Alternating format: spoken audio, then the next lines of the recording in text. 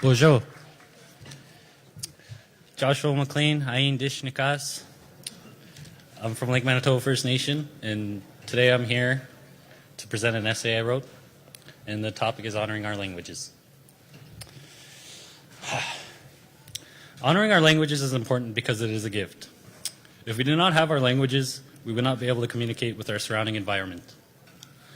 We have our languages to communicate with animals and other human beings. It gives us power, like the bird outside your home in the early mornings, sitting on the tree branches, singing and sharing its voice.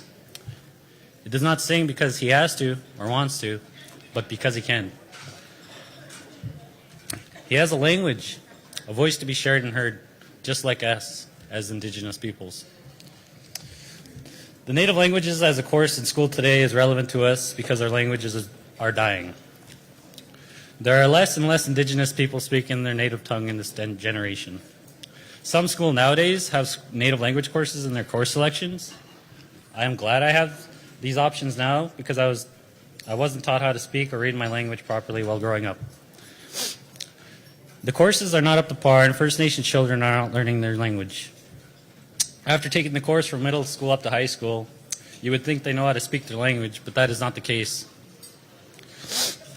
They need to get people in these teaching positions that really know about the language, because every native language teacher I've had was not dedicated and did not know how to teach it.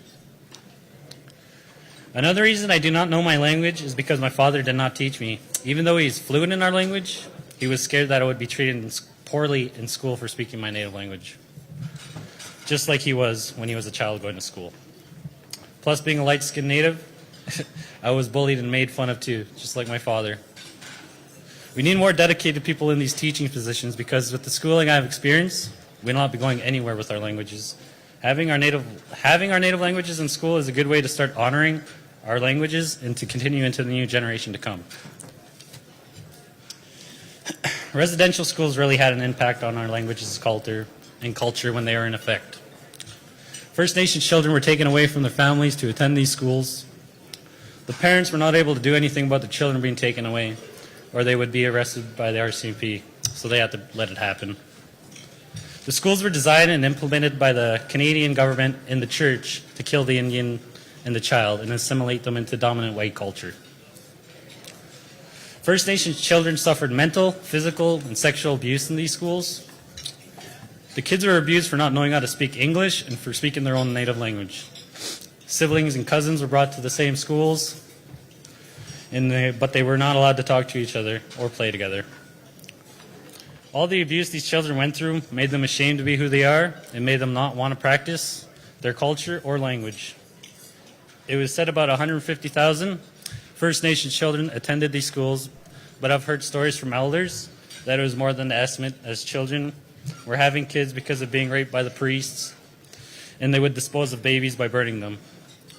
I do not know the legitimacy of the story, but for me, after learning of the horrific behaviors of people in power, it would be not hard to believe.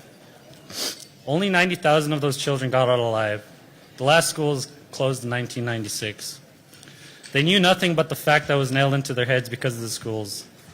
That being an Indian was bad, and speaking and practicing their culture was a horrible thing to do. It is a good thing that we as Indigenous peoples, were able to keep our language alive, though, by writing it down and secretly speaking it in the schools.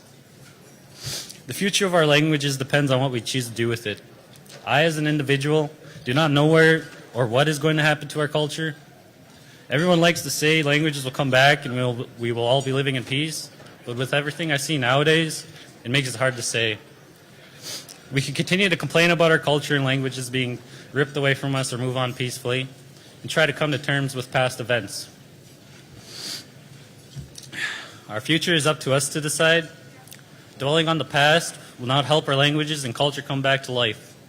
Practicing our languages and culture is a good way to start benefiting us as a people and to honor our Indigenous languages and our ancestors who fought for us to be able to practice our culture and sing our song, just like the little bird outside on a tree branch humming and chirping. Chimigwech.